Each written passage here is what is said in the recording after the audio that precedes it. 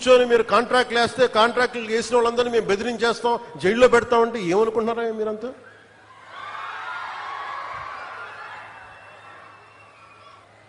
మేమేం మాటలా గుర్తుపెట్టుకోండి. అలా బెదిరించే సమూహం ఎవరైనా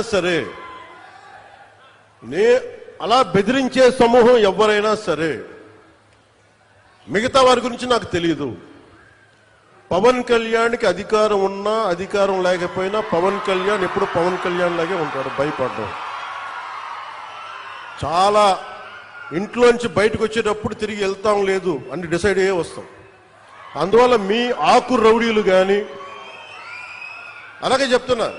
ఏదైనా మాట్లాడితే అధికారులు కూడా భయపడుతున్నారు. ఎందుకు భయపడుతున్నారంటే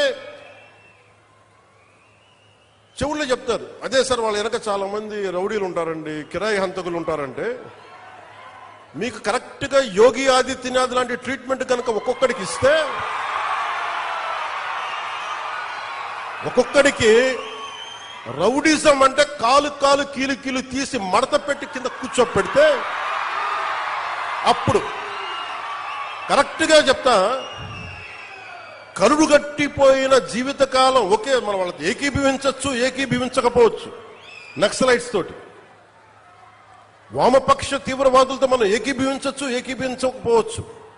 అలాంటి బలమైన ఆర్గనైజేషన్నే కకావికలమైపోయిన పరిస్థితుల్లో ఉంటే ప్రభుత్వం తలుచుకుంటే, అలాంటిది ఇన్ని లక్షల మంది పోలీసు ఉండి, ఇన్ని వందల మంది ఐపీఎస్లుండి, 1000-2000 ఉన్న డిఎస్పీలు ఉండి, అలాంటి కిరాయి గ్యాంగుల్ని మెయింటైన్ చేసే వ్యక్తుల మీద 2 రోజులు 48 గంటలు మీ చుట్టుపక్కల ఎవరున్నారు, వాడి పేరేంటి అన్ని కనుక్కొని ఒక పొలిటికల్ నిర్ణయం తీసుకుంటే మళ్ళీ ఎప్పుడు ఇలాంటి మాటలు రారు మీకు.